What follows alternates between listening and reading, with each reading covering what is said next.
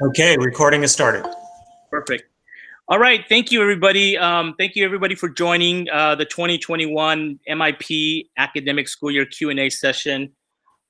We know that there's a lot going on right now with the whole coronavirus stuff, and it's obviously putting a lot of stress not only for our own unified school district, but everybody around the nation. And so we want to thank you, the Capistrano Unified School District, for doing what you can given the circumstances. I know you guys are under extreme pressure to try and open up schools, but then have all sorts of plans and so forth. So before we begin, I just wanted to go over some quick, oops, let me see here, get this PowerPoint going.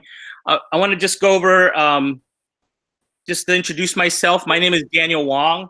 I am a parent of the MIP program, as also one of the founding family members of this program.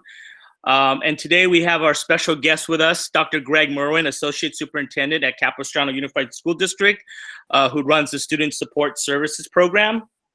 I thought I had another slide here, but yeah. So Greg, I know you wanted to say a few words before we start, so I thought we'd give you the floor a little bit so you can just kind of provide some context as we begin this Q&A session. Great. Yeah. Thank you, Daniel. Thank you, everybody, for being here today. And we appreciate you making time out of your busy schedule and for your interest and thoughtful questions regarding the early registration and reopening. So it's our goal today to really help answer as many questions as possible and to help you feel more comfortable about what next year is going to look like as you make those early registration decisions.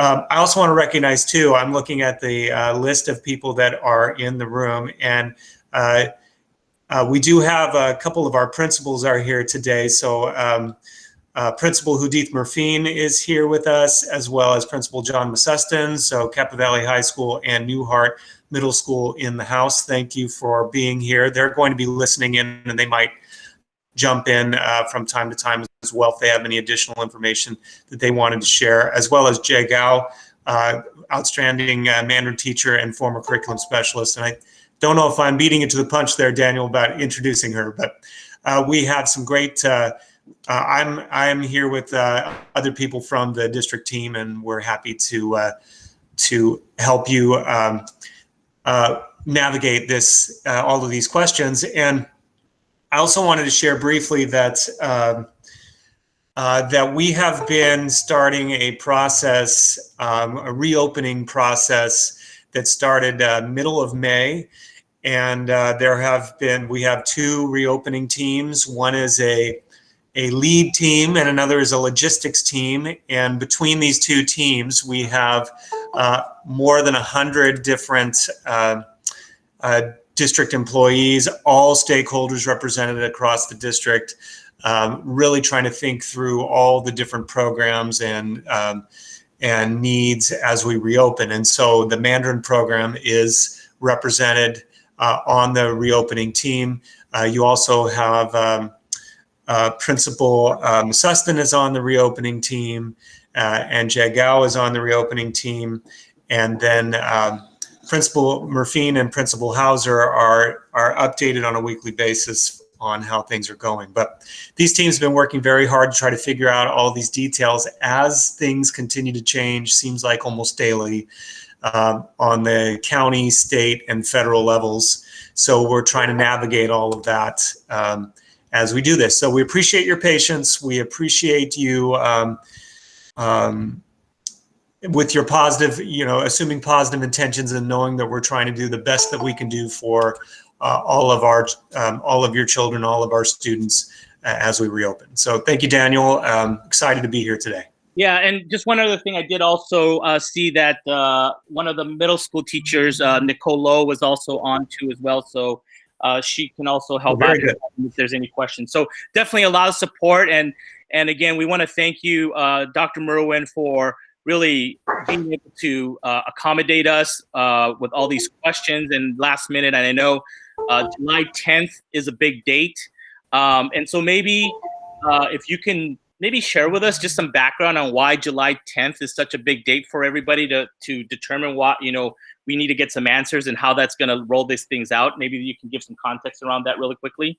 Sure, sure. Maybe as I do that, I'll, if you wouldn't mind, Daniel, can I share my screen if you want to Oh yeah, stop absolutely. sharing?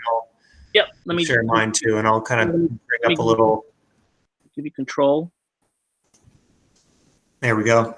All right, everybody. So I'm going to go ahead and share my screen now and take you to the reopening website.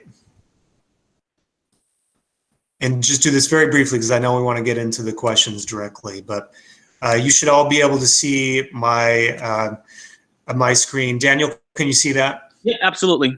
Okay, perfect. So to get to your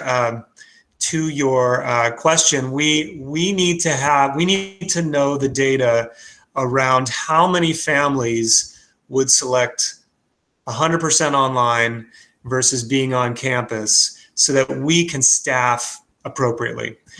We need to know how many online teachers we need. We need to know how many in-classroom teachers we need.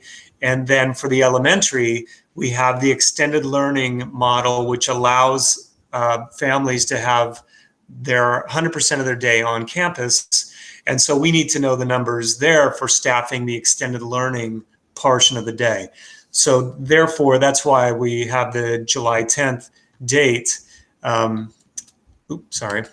And as you can see here, you've got the executive summary and all the links, and more information about special education has been added here recently as well. But it's just really important for us, and we will share out to the board on Wednesday night the initial numbers from the early registration so that we can say, based on these numbers, this is what extended learning would look like. This is what how many students would be online. This is how many would be coming on campus. And then our staffing team working with principals can then start to do those next steps on assigning people to the appropriate number of classrooms, extended learning spaces, et cetera. So that's really why July 10th is important, so that we as a district can be proactive with hiring and staffing. So obviously we want as many people to obviously meet, to answer that by July 10th. And just out of curiosity, what happens if a family is out on vacation or just forgot the July 10th? What's going to happen to those folks? How would that affect you guys, or how would it affect that family? Will they still be able to tell you after the July 10th date? How does that work? That's a great question. So what we will do is, if we do not hear from a family, then we are going to assume the default is they will be on campus maximum amount of time. So instead of assuming, well, we didn't hear from you, you're going online 100%, sorry, it's instead to say we will default to say you get the maximum time on campus, which would be elementary would be the full day, and for middle school and high school would be the 50% of the week. Then what we will do is our principals, and we will be bringing back support staff early to help our principals then reach out to the families that did not do the early registration and to confirm with them with phone calls, emails to say, we didn't hear from you July 31st. Let's say that it's going to be right around that time. July 31st, we have to lock you into a program. We need to hear from you. So that's what we would do for families that aren't able to respond now. We will be hunting them down respectfully to say we need to know, because the default will be on campus. Right. Now, I know we'll probably answer some of the questions now. I'm just trying to be interactive here, but since you're on this topic, what happens if by July 31st, the goal is that you guys want to reach out to everybody to reconfirm their status. What happens if they don't hear from you guys? I mean, will you guys have the staff to really call every family out there? There's a lot of families out there. And then number two is, what happens if they don't hear from you guys? Should the parents be proactive in trying to reach out to the district? How do you want that to happen? Or what do you think? Daniel, thank you. Yes. So after the board meeting, we will be doing another communication to all families to say that if you had not registered for early registration, we need you to register, and we will be contacting you. Each school will divide up. Then let's say 20% of the families did not respond at Bergeson. Then Principal Hauser will bring back his support staff. early, and they will start dividing up and calling every single family or emailing every single family and kind of divide and conquer to get to families so that we hear them out. And then again, if we don't, after all of those attempts, then we would just put them into the on-campus model. Got it. Okay. And just to be clear, I know this is probably one of the questions too, is if someone chooses, let's just say they want to go 100% online, and then before July 31st, you guys call them back and they say, I want to go on campus. Can they do that now? Can they change their mind? Yes, all the way up until July 31st. So that's why that's going to be kind of the hard deadline, that if it's after that time, let's say it's August 10th, I change my mind, we already have to be staffed. So we'll have to then, and I'll mention, I think in the answers, that these re-entry points, if you will, where we are going to allow families then to change programs during the year, so that there is some flexibility. Let's say things change dramatically with COVID-19 through a vaccine or something else, and then families feel differently and they want to change their either way, online to on campus, then we will give them entry points to return or to go either way. So currently, and this is just this is literally something that we are considering, and has not been approved. It is not, the board will be voting on this next week. So this is just, the thinking is something along the lines of like by trimester for our elementary schools, something along the lines of like by reporting period or quarter for our secondary schools. So those would be the times that families could opt back in or change their program. Okay, great. Thank you. Why don't I take back the presentation here, and I'm going to go and let's get back to our regularly scheduled program, as they say.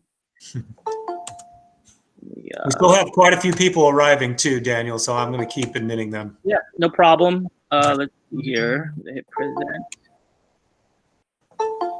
Everybody can see my screen here. So as we get into the Q&A session, I just want to keep some housekeeping items in mind. Number one is please mute your computer or phone to help cut down the external noise. That'd be great.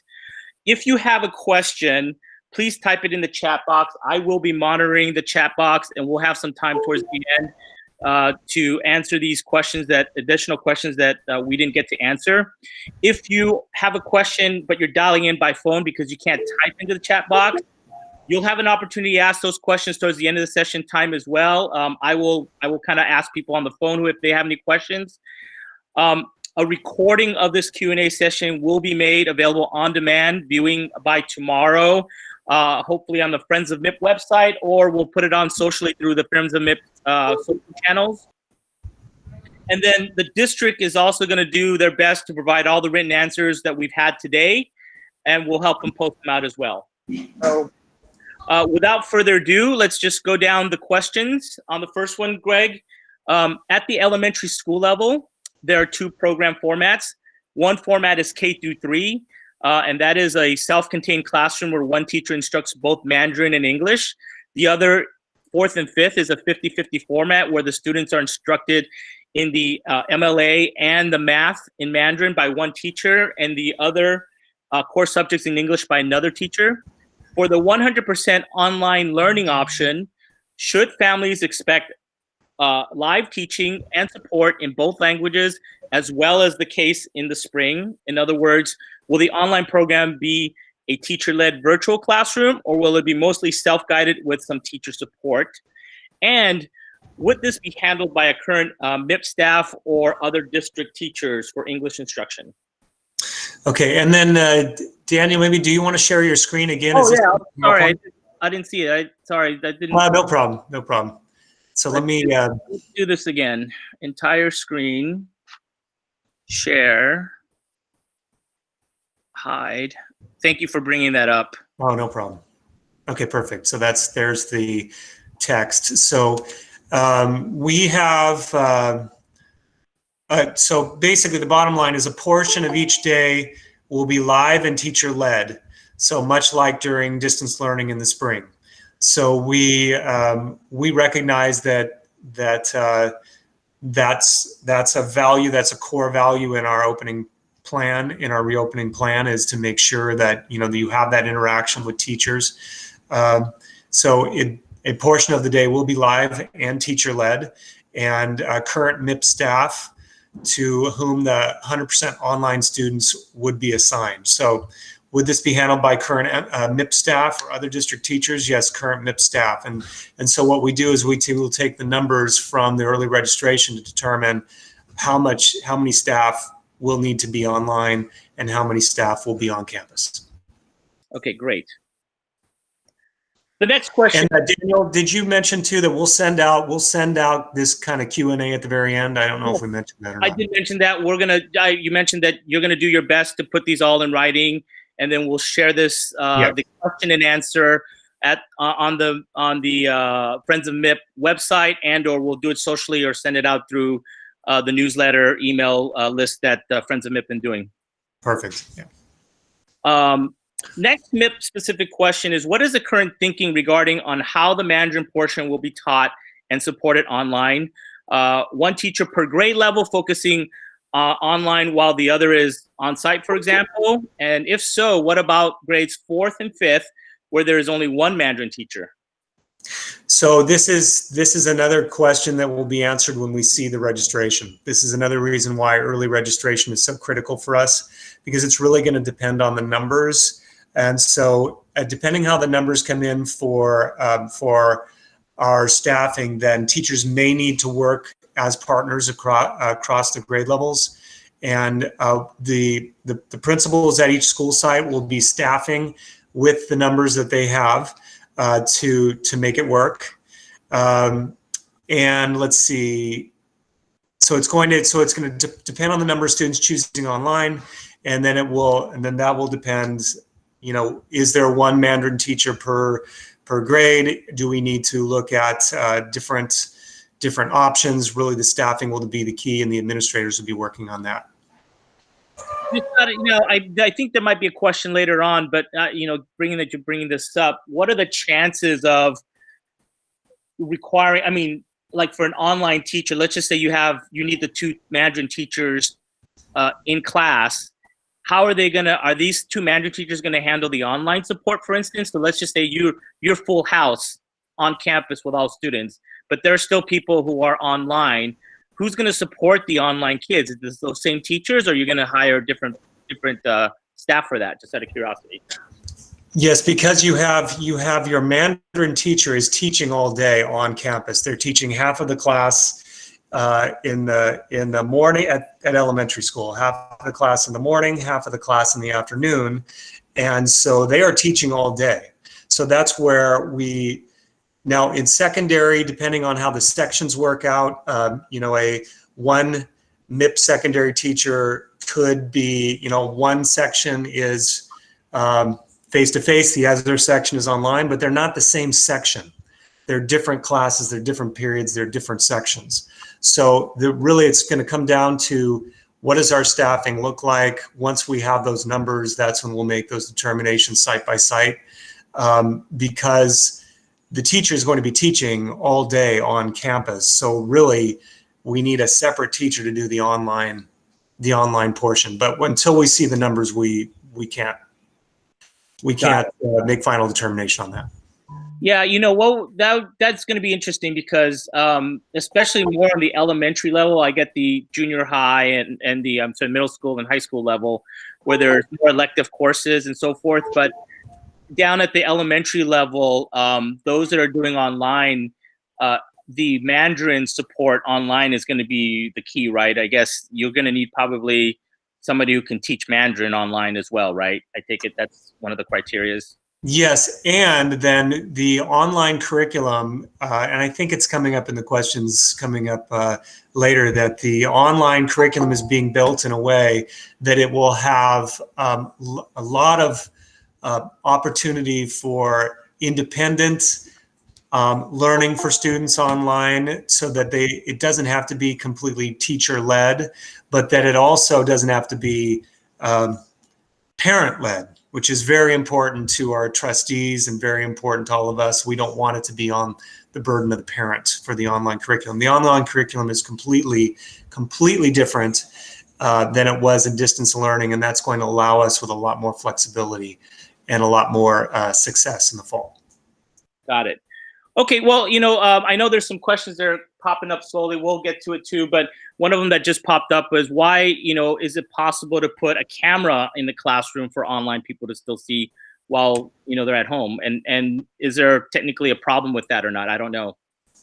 We in the reopening team are discussing and talking about that. We have seen in other states where they are putting in a camera, and it kind of tracks the teacher as they walk around the room, and then the students at home are actually part of the lesson. We are looking at options like that. We haven't decided on something like that yet. Okay, great. Let's move on to the next question. Well, this is kind of, we mentioned that, will there be a live feed to the on-site classroom to ensure consistent instructions, or will it be completely separate? So I think we kind of answered that one. If there's no live feed, is it a funding issue? So do you think there'll be a funding issue with this if you guys decide to choose this? I don't think so. We will be sharing more at the board meeting about, we have federal CARES funding that is one-time money for COVID-19 specific distance learning issues. So we actually, it wouldn't be a funding issue that would keep us from live feed. It would be just really looking at that to decide on our instructional models, to decide on maximum flexibility for online and on campus, for staffing issues. And let me just say that teachers would still provide live instruction via Google Meet like this. So it wouldn't be that there wouldn't be live instruction, it just may not be a live feed directly into the classroom. Got it. Let's go to the next question. How many hours per day will the online program involve, online instruction plus homework expectations for MIP students by grade? We will have an agreement similar to the agreement that we came up with our teacher association for distance learning. We will have a similar agreement where we will have very explicit, very specific information and expectations on hours per day, on hours of teaching, office hours, building on the successes of distance learning, but also recognizing the limitations of distance learning and building on the successes of it to have it kind of like a new agreement on exactly what families can expect. Interesting question. You brought up an agreement. So would this be an online agreement? Obviously that shows kind of like the terms and conditions of the program and so forth, but are you gonna have parents sign this as well so they understand what's involved and what you're getting into, that type of stuff as well? That's a great question. Something we in the reopening team recognize that families need to be very clear on what the expectations are, as well as, not only do our teachers and our principals, but our parents really need to know exactly what to expect. So something along those lines, we need to clearly communicate it with families so they know what to expect, and then they can let us know if we're not delivering, or let us know if we are delivering, so we can continue to make sure the program is done correctly. So in some form or fashion, we will have very clear expectations out for families so they know exactly what to expect. Great, thanks. I know people are still putting questions in the chat box. I do see them coming in. I will get to them towards the end of the session. I just want to pummel through all the questions that we already have lined up that Greg's ready to answer, and then we'll get to your chat questions. But please continue to put the chat questions in. They're very good. Some of them may be already answered by the time we come through it, but we'll try and get through it. So I'm just trying to move this along because we do have a tight timeline, and I know we had at least 40 plus questions when we first got everybody together on this. So let's talk about this next question. How will the online curriculum differ from the on-campus curriculum? So let me, I think Jay, you're in the room. Do you want to share a little bit about this, because she's helping to build the online curriculum for the elementary? Jay, if you're there, you can unmute yourself. Yeah, sure. The online curriculum created in Canvas can be used both on can be used on campus as well, because lots of features are built in. We are using the board-approved curriculum. So, for example, and also the Flipgrid, Canvas media recording, these features are embedded in the online curriculum. So, in this way, students can also practice their speaking skills. Yeah. And Jen, maybe I can also share too, that's one of the differences now in what this online curriculum will be for the fall, is that it can either be used in the classroom by the teacher, it will be used as their curriculum in class, and also online. So it is no longer two separate, it's not separate, it is it's board approved curriculum, and it's being built in a way that the classroom teacher is using it, but then also online the student is using it, and it allows the student to be very, very familiar with exactly how it looks, and then the family can be very familiar and comfortable with it when they're just supporting their child working independently. Great. So very different than what we had this year. Got it. Anything else you guys like to add before we move to the next question? Okay, let's go to the next one. Will there be an expectation of supplementary support, in other words, private tutors, in order for 100% online students to keep up and ensure no material disparity in abilities or disadvantage upon return to on-site class? If there is a disparity between online and on-site students, how will this be addressed upon the return to class?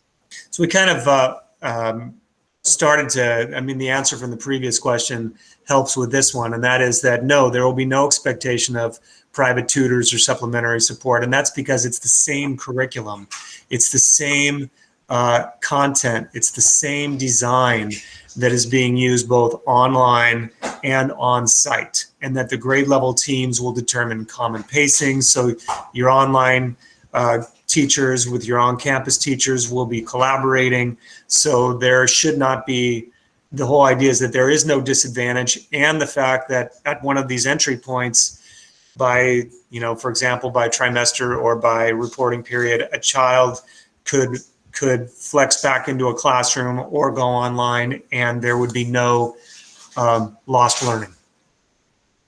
Okay, great. Next question: what will be the role of the MIP teacher? I'm sorry. What will be the role of the MIP teaching aides next year? For on-site, will they be in the classroom with the teacher, or will they be responsible for the second session without the teacher, or is it something else? So they'll be on site, still assisting as before, as prior to COVID-19. There could be, this is going to be site by site. Each principal will work on the staffing of this, but it could be that some of the aides are also available to assist online, depending upon the online enrollments. But you would still have, you know, the teaching aides would still be able to support the way they did in the past. This will be a site-by-site decision. So all three of the schools will have to, you know, look at their registration, look at the number of students online and on campus, and then decide how the paraeducators are assigned. But they will be supporting and can support both on campus and online. Now, Greg, from a district perspective, are these MIP teaching aides certified, or is it good enough for them to be, you know, to take over a classroom when the teacher's teaching and the students are swapping out, you know, then, or there has to be a certified faculty member? What's the that's a good question. A paraeducator's job description is that they reinforce the teaching that the teacher did. So the key word is reinforce. Not to actually provide new instruction, and only to work under the direction of and the supervision of a teacher. So you have to be very aware of that as you assign the aides, the paraeducators. And to that effect too, just know that we understand, and part of our reopening plan is to have our paraeducators trained to bring them back early. Typically they're brought back, you know, right as kids, as the students return in the first day of school. We would like to bring them back early so we can train them in Canvas, train them in the online curriculum, train them in extended learning, so that they are able to be successful on day one. And so would I be kind of correct to say that the students that are not with the teacher, they're in the room by themselves, would be almost considered like study hall, and then you have someone, a faculty member there or a teaching aide there just to help answer questions, because they're not teaching, right? They're just, it's almost like a study hall, I take it. There needs to be a certificated person that is in charge. Certificated, not, and paraeducators are classified. And so that is something that is an important part of how we use our paraeducators, in the traditional non-COVID days. And then also for extended learning is you must have certificated, but see, that could also be principals are certificated, assistant principals certificated, counselors are certificated. So there are different certificated staff that can be technically overseeing the paraeducator. Got it. Okay. Let's go to the next question. Will MIP teachers hold virtual office hours? Yes. So this will be part of the expectations, but this is if they are the 100% online MIP teacher. Got it. So if they're like we had talked about previously, if they're on campus, their full professional day will be on campus teaching students. And so it would only be the online teachers that would hold the virtual office hours. And those who are doing the hybrid model will be able to still access the, well, let me ask you this, Will. Yeah, the hybrid model, I take it they'll be able to take advantage of these virtual office hours too, right? Because they're doing 50-50, right? Yeah, like in secondary? Whatever, yes. Exactly. 50-50, yeah. Yeah, we will be working on this. Again, this will be part of our agreement with our teachers union to talk about how long are those office hours, how often are those office hours, and which teachers are going to be providing those office hours. So those will all be things that we will have clearly defined, and we'll make sure families are aware of that. Wow, so it sounds like there has to be some kind of renegotiation of work or labor agreement, right? Given this whole COVID thing, given it's, I would say it's like force majeure, right? So there seems to be like some things like additional office hours and things that you have to renegotiate then. Very similar to distance learning, where it's a change in working conditions, and so there needs to be agreements, and working collaboratively to come up with those agreements so that we're meeting the needs of kids and we get it in writing so it's super clear for everyone. Great. The next question, for those who choose 100% on-site, will the extended care be in English or in Mandarin? So we are calling it extended learning, and extended learning would be the majority of the staff for extended learning, that second half of the day on-site for elementary only, is going to be staffed by paraeducators. So remember what we talked about, they're reinforcing the learning. So you have paraeducators, not the ones that are assigned typically to classrooms. These are different assigned people that are running the second half of the day. We will have them in charge or supervising the extended learning.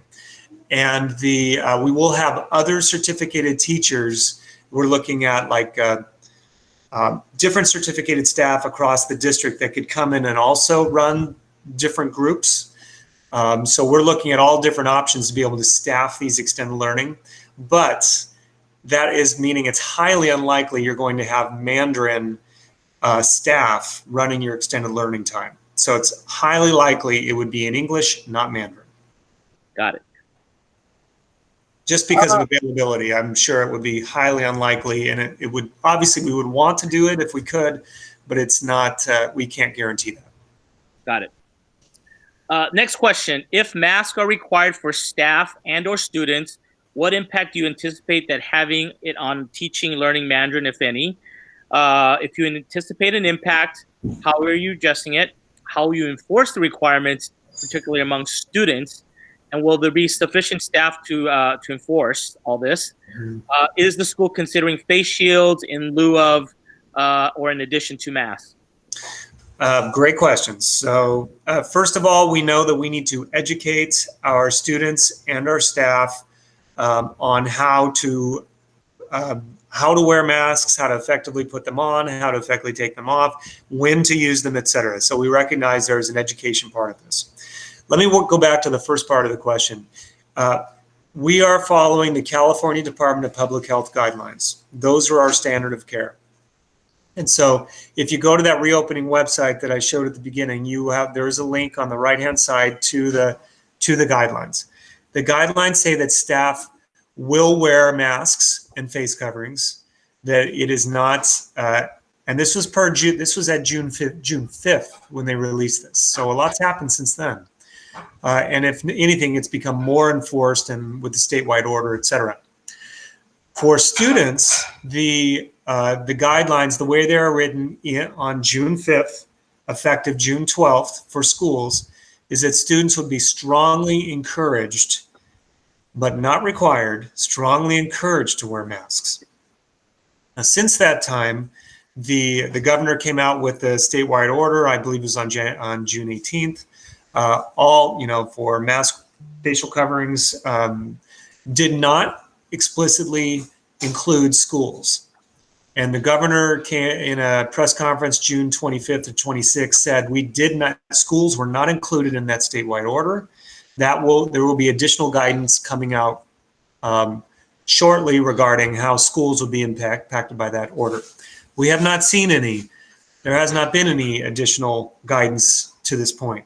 So we have to have a standard of care. And our legal counsel talked about this at the June 17th board meeting. And so the Department of Public Health and the Orange County Healthcare Agency provide us with that standard of care as a public entity. So long story short is, for students right now, if we open today, that face coverings per legal counsel and per the statewide order, although schools are not included explicitly, but more guidance is coming, and looking at the guidelines the way they were June 5th, effective June 12th, we will require masks for students if school started today. So this would be our standard of care per our legal counsel. So I'm leading up to the point that education of how to use them, education on expectations, similar to any kind of school-wide rules, that our principals will have to build that into how they educate students on expectations. We as a district will provide videos and directions prior to the school year starting to families to look at with their kids prior to coming back to school. And then to the other point, how do we enforce it? It'll be very similar to enforcing other school expectations, like wearing your shoes to school. You have to have a shirt on to come to school. It's a dress code almost. So it will be a lot of education and a lot of support prior to school starting. And then finally, to the face shields, the Department of Public Health does allow teachers to use face shields when phonemic instruction, phonemic awareness, speech, when those types of things are instruction, then teachers using distancing can use a face shield instead of a face covering, so that kids can actually see their lips and see them for producing language. So that would be very true for any of our language programs, any of our special education programs, any of our, kinder, first, second, elementary, where kids are learning how to read. They need to see the lips to make the sounds. Teachers will have face shields to be able to do that. Just now, a couple of things I'd like to add to this. A long answer. Sorry, Daniel. No, it's good. I think just to plant the seed, I know, as you've seen in the news and so forth, bullying has been a big thing amongst you. And so I think this is going to test the district's bullying stance. And I hope you guys are going to take a very, very strong stance on the bullying side, given that, what we see, just someone going to Costco and being yelled at, it feels crazy, right? So just imagine at the student level. So I just wanted to plant that seed with you guys. And I hope that you guys are going to take a very, very strict stance on the bullying, because that gets, it just goes a long ways. You know what I'm saying? I agree 100%. And I promise you, we will come out strong with that. Great. Let's go to the next question. How will the Mandarin 100% online curriculum look for the middle and high school levels? Is that developed by existing middle school and high school faculty? So similar to the other online curriculum, it's going to be developed using that 100% online model, so that it can either be used in the classroom, or it can be used independently by the student and or with teacher support online. It's being developed by our CUSD teachers in concert with World Language Department leads. It would be in part of Canvas, part of the Canvas learning management system. So again, Canvas will now become K-12. So School Loop will go away and Canvas will replace it. So, which is great news for families going from elementary to middle. Elementary will now have a learning management system, and it'll be consistent all the way through grade 12. These online modules, the Mandarin online modules, will be housed in Canvas just the way they will be for elementary, like Jay was describing. She's actually building the elementary ones as we speak. And then I was talking to our secondary executive director, Tim Hornig, who and the curriculum specialist, Virginia Reichel, and they have identified teachers to build the modules for secondary. So, and I guess they're working with, and I don't have all the details, so they shared this with me, that it's in concert with the World Language Department leads. And so School Loop will go away 100% starting this fall or this academic year, is that right? That's correct. So we will have, we will be transitioning to Canvas over the summer. Families will actually have videos they can watch, understanding how to use Canvas, how to access things. I think we did a quick demo of Canvas at the June 24th board meeting. It was at 11:30 p.m., so probably most people were asleep by then. But the Canvas management system is incredibly user-friendly for the teacher to access it when they're using it, and also for the families to be able to check in on it, and for the student to access it. So I think families will be really pleased with what Canvas is going to provide. Great. Looking forward to seeing what that looks like. It really gets at the consistency issues that we were having with distance learning, where, where is it families had trouble navigating and checking into all these different classrooms and check where do I go for information, and I'm getting information from here and there and everywhere, and principals trying to support their teachers and teachers trying to organize things. Canvas is beautiful. We're really, with us building all of our own, with all the online modules being built and housed in Canvas, it's going to be significantly different, significantly better. That's great. Let's go to the next question. What's the difference between Florida-based online curriculum versus the curriculum that is being offered for those who are part of the current Capital District homeschool program? Which one is stronger? So this question was answered at the June 24th board meeting, where we are not using Florida Virtual. We are using Apex Learning. Apex Learning is an online learning curriculum and programs that we have used in the district for many years. And this reopening team looked very closely at Florida Virtual, Apex Learning, and building our own curriculum. And we went with Apex Learning. It's more flexible. It allows us to customize it more to Capo needs. Capo teachers can adjust it more than Florida Virtual could have been adjusted. And so we felt very strongly that Apex Learning would be our best option. And then any module that's not in Apex Learning is being built by our curriculum specialists and our teachers, such as the Mandarin online curriculum that's not in Apex. So I think that answers the question. So just to extend on that, so the Apex Learning, that's going to go from Apex Online. You're going to take that from high school all the way down to elementary, correct on that? Good question. Elementary, no. Elementary is building all of its own online modules to be housed in Canvas. The reason being that the elementary, they had over 60 teachers that could start building curriculum right away. And they only have 6 grade levels with, if you think of the content for those 6 grade levels, very different than secondary teachers building out every single course into an online module. We just didn't have the people available to get it done in time. So that's why there's a difference between elementary building their own and secondary using Apex Online Learning, plus actually UC Scout for some of the high school courses UC Scout has some online curriculum that we'll be using, and then anything else we're building. Got it. I didn't sound like you answered this one, but how is it different from the current Capel homeschool district program, that curriculum that someone may be on? Is that different from Apex, or is Capel homeschool district using Apex as well, or is it their own curriculum? You know, I don't have all the details on this. What I do know is that Florida Virtual is being used by Cal Prep. Apex online learning is being used, I believe, in credit recovery in the district, and ultimately, you know, being able to customize the online modules more for our use made Apex learning a better option than Florida Virtual. Got it.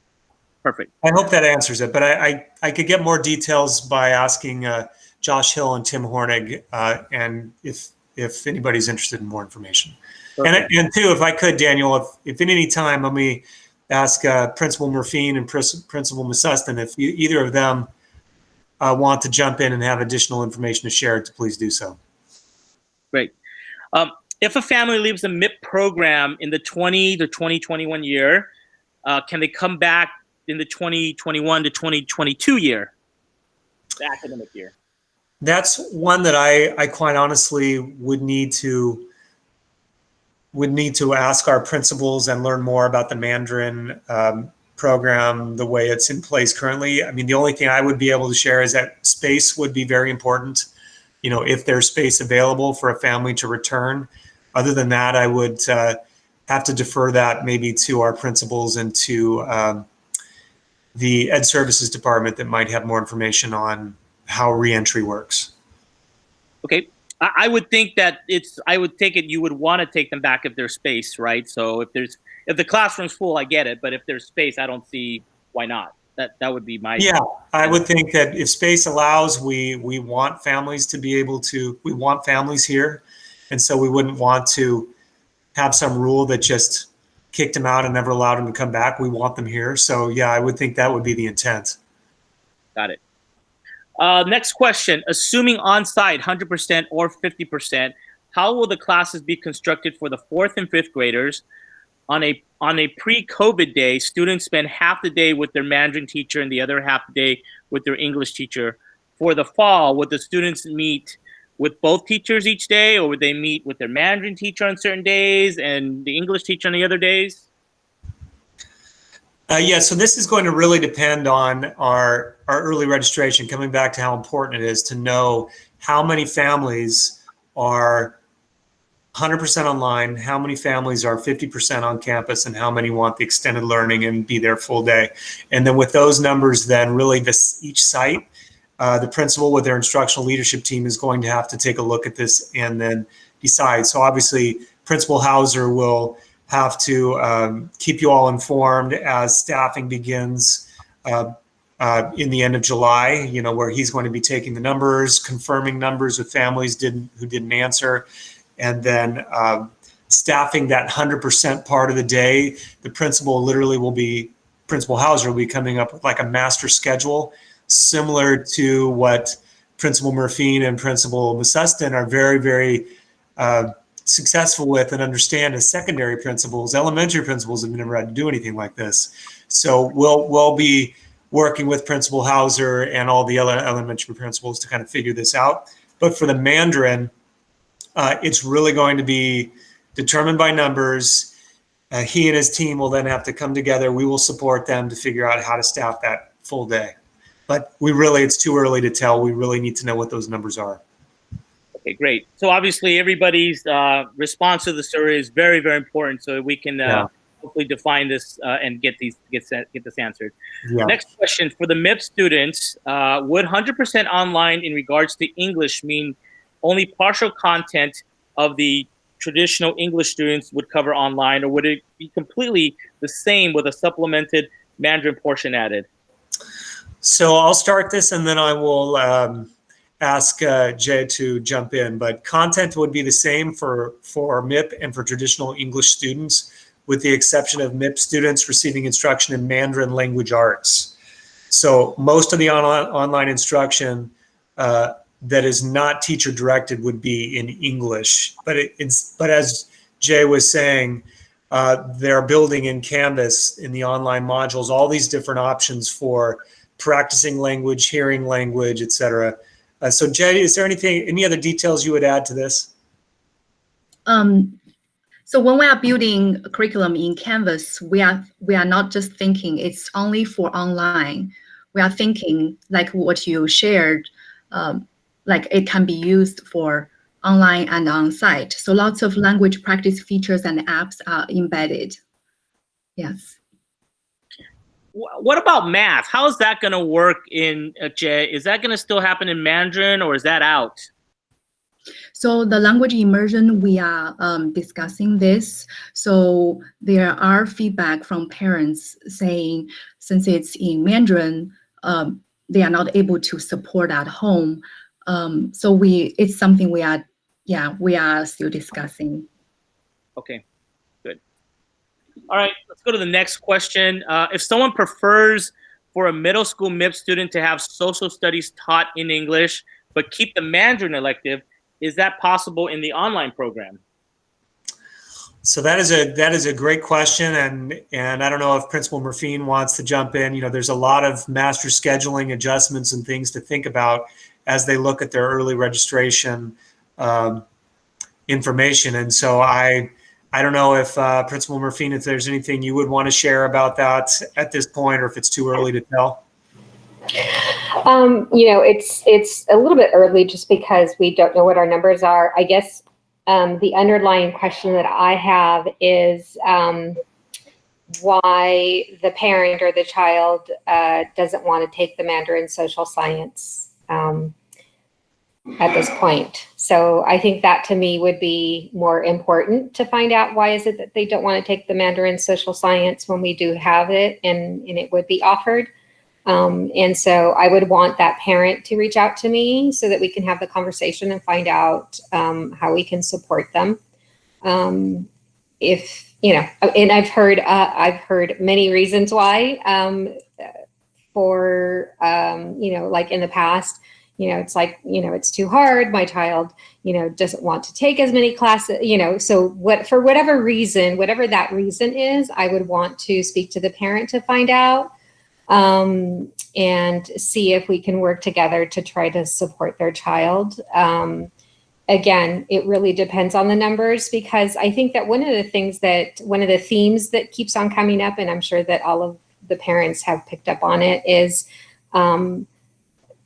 staffing numbers, number of students impact staffing, which impact number of teachers. So our Mandarin program is a very, very specific program, and it's limited by the number of students that participate in the program. So when our students are not enrolled in a class, then that impacts that teacher and the number of students that are in that program. So we just have to be very careful and strategic, because if that teacher doesn't have enough numbers, and that impacts that teacher's section, so then we need to then decide, okay, does that teacher then become, where do we put that teacher? Where does that teacher go? So there's a lot of staffing issues that have to kind of take place. So just having those really honest conversations, I think, would be really helpful for me to understand the parents' needs and the child's needs. Great, thanks. Thank you, Principal Merfine. So the parent who asked this question, if you don't mind reaching out to Principal Merfine offline, that would be great. Next question is, how will the conversational piece of the MIP work in the new curriculum?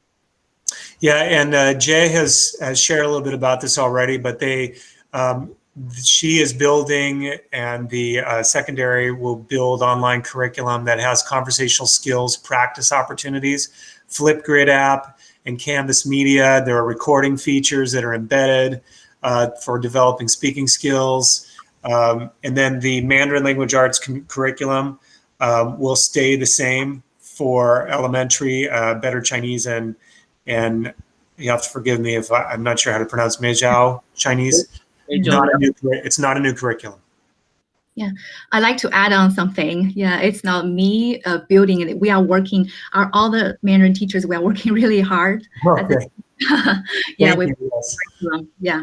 So it's a teamwork. Thanks. Jay, thank you. Yeah, thank you. Yeah, and Jay is the one who is the lead on our reopening. But thank you, Jay, for sharing that it really is a team effort. Yeah, thank you. Great. What impact will the state budget cuts have for our MIP program overall, if any? So the final state budget that was signed by the governor deferred many of the cuts to fall of 21, 20, the 21-22 school year. Not, still our COLA was negatively impacted, our cost of living adjustment and different things. So we didn't have as significant massive reductions that we could have had, but they are on the horizon. So the district, I just want to say, district will make every effort to avoid impacting the classroom with any, budget issues, and that, any kind of recommendation will go to the board first for board approval. Great, thanks. Next question is, how will the online learning be evaluated to ensure it is effective for both Mandarin proficiency and more generally? So this is where Canvas is so important, because now, on a couple of different levels here, you have the teacher who's able to monitor the student work and assessments and provide feedback much more easily than before without Canvas.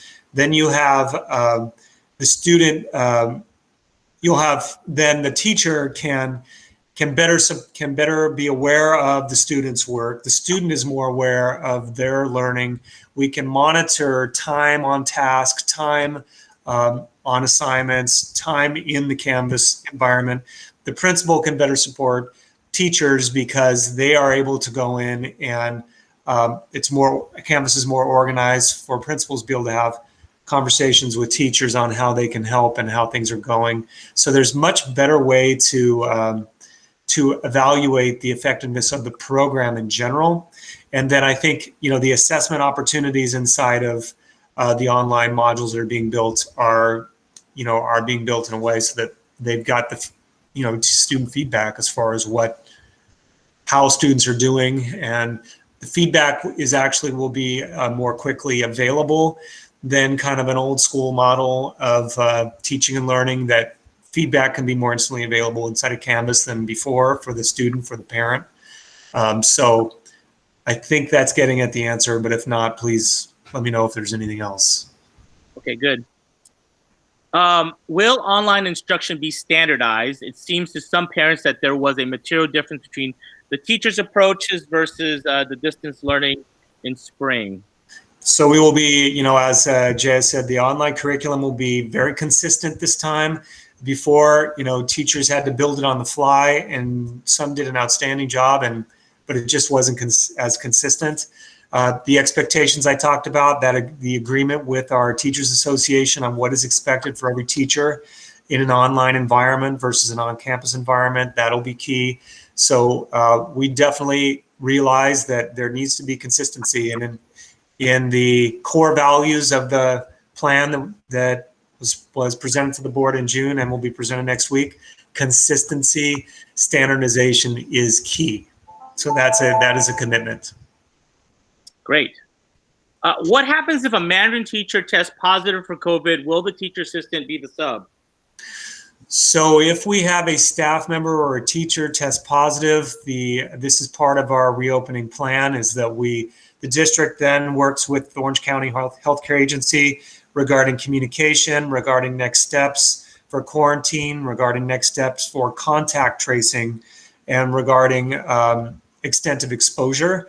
So it really very much will be on a case-by-case basis. Hopefully we don't have this often, but if we do, it is literally case-by-case. The county tells us exactly who has to quarantine for how long, how many people are affected. But it's important to note that it is confidential, that we cannot and will not share specific names of people who have COVID-19. That is a confidentiality issue. So communication will be made available for families, absolutely, but we won't be able to say so-and-so tested positive for COVID-19. So you can see that's important as you say, well, okay, a teacher is out ill. Will the teacher assistant be the sub? We will have to have certificated subs available. And I think that gets down to the next question, that we recognize we're going to need to have subs available. We know that's always an issue with Mandarin. So I know the principals will be working closely with HR, with our human resources, and I will provide any support I can to make sure we have staffing available. But it really will be a case-by-case basis on if a staff member or teacher tests positive. Great. Next question is, how will the school handle situations where the Mandarin teacher does not want to return based on risk, which seems inevitable? We already have subs lined up for this. This is also an extra risk of teachers of having to take time off for sickness, to help family, etc.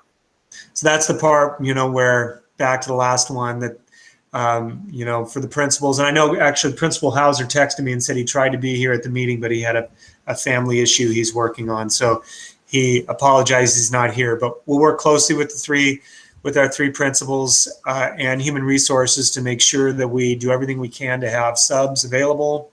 And then on a case-by-case basis, if a teacher or a staff member feel for health concerns, compromised immune systems, different reasons, being an at-risk population, they will then work on a case-by-case basis with the principal and with our human resources regarding options for how they return.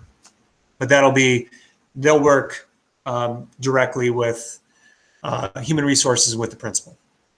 Okay, great. I mean, obviously finding substitute teachers has been very difficult, even not prior to COVID. So yeah. Even make it worse, right? Or that much harder for us, if you will. Yeah. Yeah, it's going to definitely exacerbate the issue. And so we, getting it on everybody's radar right away and doing everything we can to avoid not being staffed. We know that's a key, and actually connecting with all of you, that's put it back on my radar to make sure that our reopening plan includes, okay, what are we doing for our two-way immersion and our Mandarin immersion for staffing? Listen, I know we're at the top of the hour. What I want to do is these are all the general questions we're going to go through. What I'm going to suggest here, Greg, is that, Greg, I know you already have these ahead of time. I know you have a response for these. So let's just leave the written response, let people read that when you turn that in. And then what I like to go to the chat box and spend the next 15 and 20 minutes. I know you have another meeting to go to, so I totally appreciate you going overtime here. So let's just go through really quickly on some of the questions we have in the chat box. Sounds good. And then we'll call it the day. And then again, this is all recorded, folks.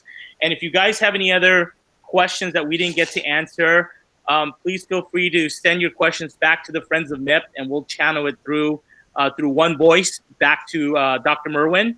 So that way his life is a little bit easier, because I know he's getting bombarded by everybody. So, but again, we appreciate your time on that. So let's go to the chat box here, and it says here, let me see here.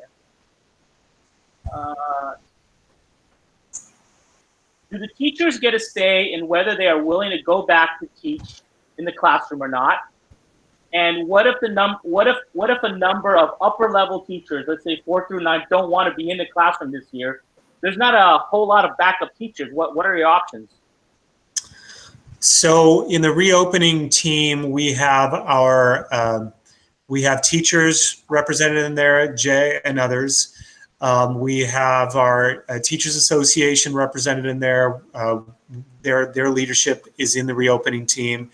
The classified leadership is in there as well. So the reason I say that is we are all working on the health and safety guidelines to keep people safe to return. So teachers know that is a priority, and their highest level of leadership is in every single conversation working on it with us. So that being said, it will really be, if a teacher has a health issue, or if they, just don't feel safe coming back, they're going to be working with their principal and then talking to our human resources department. But our goal is to, again, follow the guidelines by the states, to follow every single health and safety guideline to make sure that people feel feel safe. And then for the ones that just don't feel safe coming back, then we just have to work with each one of them individually. Okay, got it. But we just don't know. We just, to that, what if there is a high level of number of teachers, that we just on a case-by-case basis, we work with them, understand their concerns, and then we plan accordingly. Just jumping in real quick. Sorry, this is Greg Hauser, the other Greg. Hey, Greg, glad you made it. Thanks, I know. Just the nice thing was that elementary has the most teachers, and almost all of them were able to even jump in and help over their summer to try and make this happen. As Gia had mentioned, it wasn't just a couple teachers. I mean, almost the entire staff was able to make it happen. So at least everybody does seem to be tackling it and taking it on. So hopefully that's a good sign towards, everybody being willing to come back. Great. Rob Gunderson asked this question. I just want to make sure I addressed it. We addressed it because he brought it up in the chat room. So he says, so far this sounds like this is when you were talking about people teachers teaching all day. So he says, so far this sounds like you're massively advantaging on campus by way of saying that the on-campus instruction will be all day by the teacher rather than part on campus by the teacher and part online by the teacher. Am I missing something? Thank you, Rob, for bringing that up. No, so if they are on campus in elementary, if they are on campus full day, they're only with their teacher half the day. The classroom teacher has half of their class for the morning and the other half in the afternoon, because we have to have distancing that cuts the class sizes in half. So therefore, you're not all day with the teacher. You have half day with the teacher, and the other half of the day is reinforcement of learning and other activities such as PE, music, different things like that, which could be done at home online if a family selects the 50% on-campus option. So you're not with the teacher for the entire day. If that's the distancing issue is what's forcing us, and that's why it's really 50%. In elementary, middle, and high, it's 50% is the best we can do with the classroom teacher.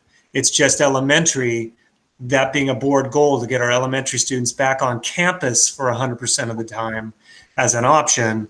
It's just not with the teacher the entire time. Great. This is a really good question next.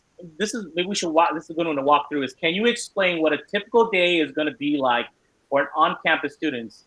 So for example, show up every morning, the students take a temperature at the room. Will this be taken also throughout the day? Will the students be escorted to the class by parents? What if there's a low grade measured at the door? Will the student not be able to return to class unless a physician's involved? What if somebody tests positive? So can someone maybe potentially walk us what that whole day would kind of look like? I think that's a pretty good question.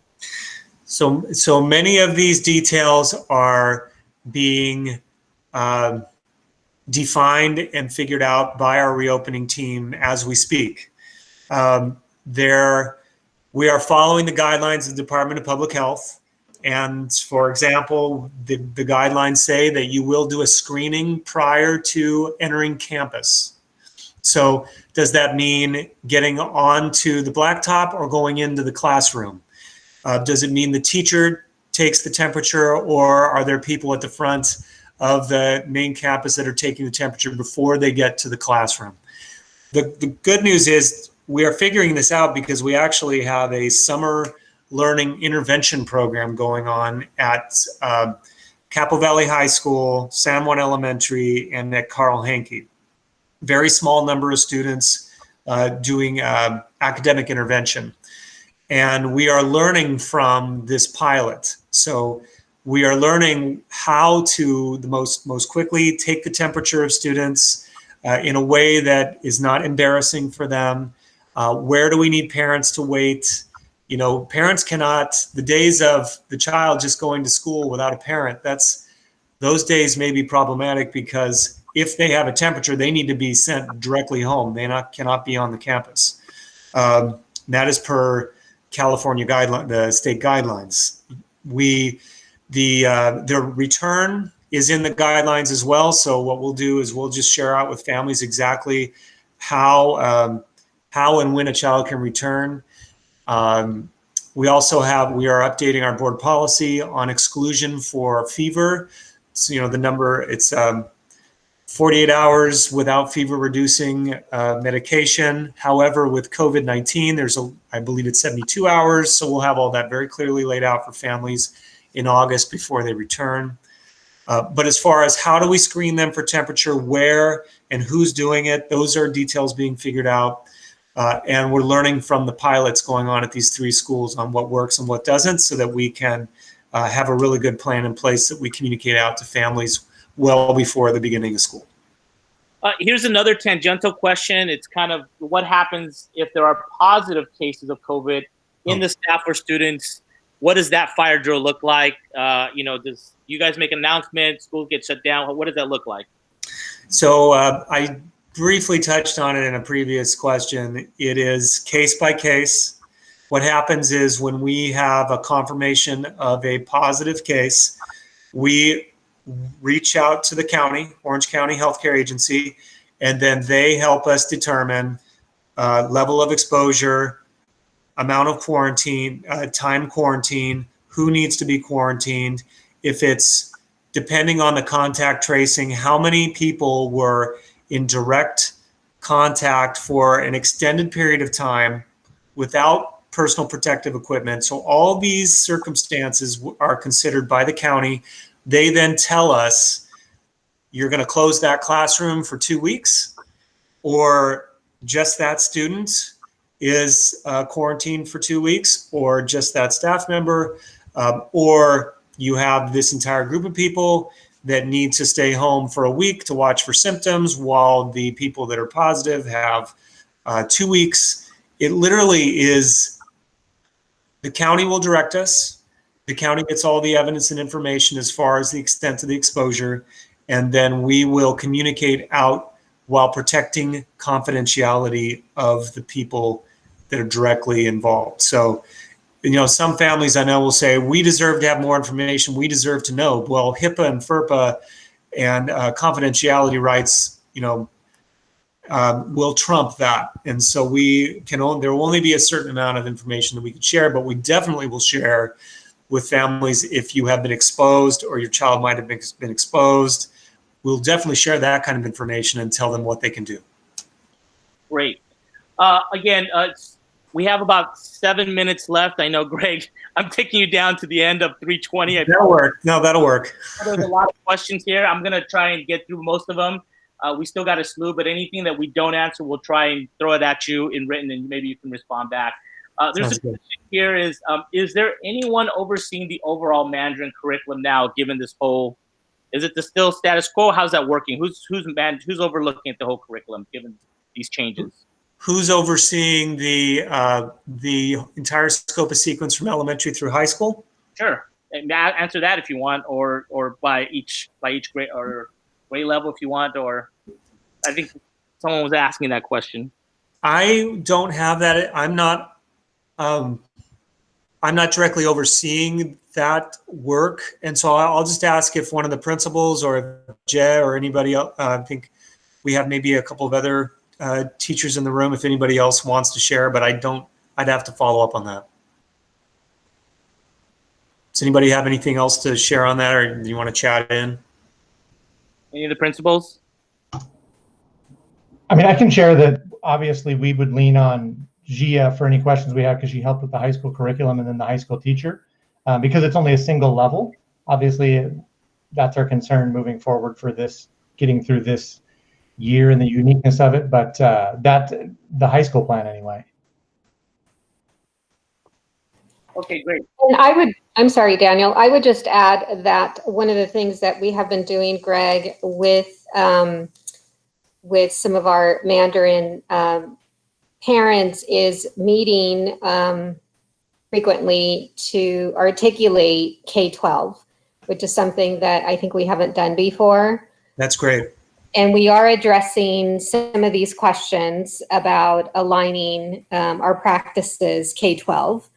And a lot of these questions regarding curriculum and assessment and instruction come up And because we do have experts in our areas like Gia, we turn to her. Greg, of course, has been doing this way longer than I have. Oftentimes, I'll call Jeff, and then of course, John is joining our team as well. Tim Hornig has supported us. Peggy Barrist, Natalie. So it's more of a team effort. But really having the team come together, parents and administrators, and meet on a regular basis to articulate, I think has really helped us align our practices. Great. Okay, we'll go to the next question here is, will there be, this might be more for Principal Hauser, will there be any changes to the MIP application process to enroll in kindergarten at Bergeson for the 2021 to 2022 school year? No, just other than the same thing that everybody's having to deal with to enroll kindergartners and things like that. When we do our next meeting, instead of a campus tour and things like that, if we're still not able to gather, we'll do it, through Zoom or through Meet or something else, and we'll advertise out the same way. We're just going to have to adapt to the situation in the same way we've been doing it as we've moved forward, but we still plan on, advertising our program the same way. Everything should, hopefully once we can start to resume more to normal, things will resume. But until then, we'll just keep, moving forward. We don't plan on turning anybody away or turning things down. We've still been enrolling people into the program, even currently over, right before I left. And, there's some people lined up, waiting, and hoping, even though they didn't get in, and asking about future years too. So. Great, thanks.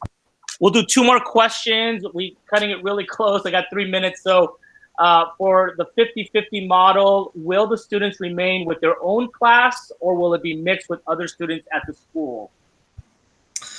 To the greatest extent possible, we do not want students mixing. We need to keep intact cohorts of students. This is one of the guidelines from our state. In order to, obviously, when we talked about the positive case issue, the more students that have been transitioning through different cohorts means the more students that would be contact traced and potentially needing to be quarantined. So we want to, again, Principal Hauser will be looking at his numbers, we will be there with him looking at it and figuring out how we can best avoid mixing.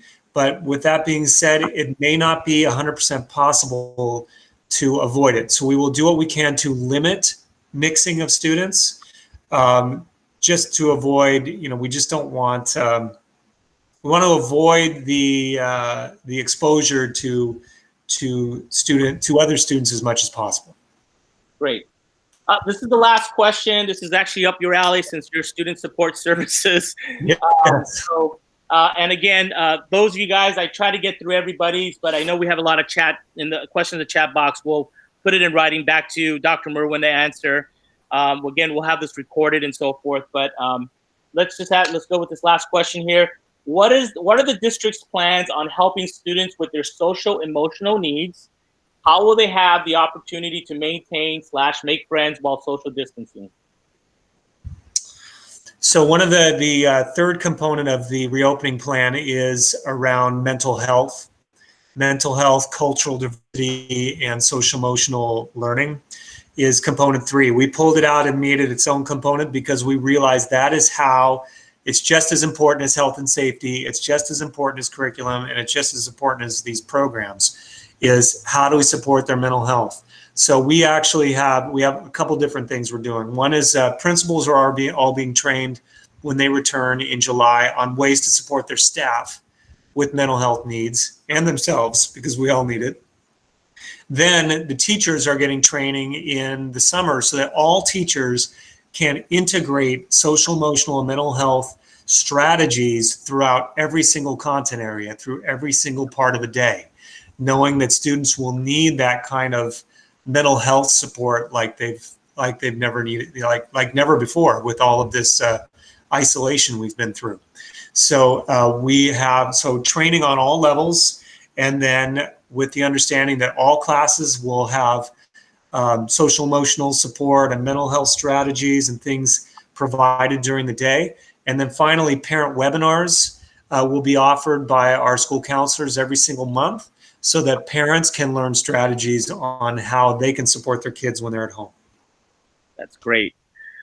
Well, hey, I want to say thank you to Dr. Merwin. Thank you, Principal Assistant Murphine, Hauser, Jegal, Nicole Lowe for being on. Special thanks to the Friends of MIP board for really helping us spread the word, get the questions, and organizing this all together. And I want to thank you all, you parents, for asking all these great questions, and thank you for caring. We will have a recording of this for you guys. We're going to try and get the written questions and answers back out to you guys too as well. So again, thank you very much for your time, everybody.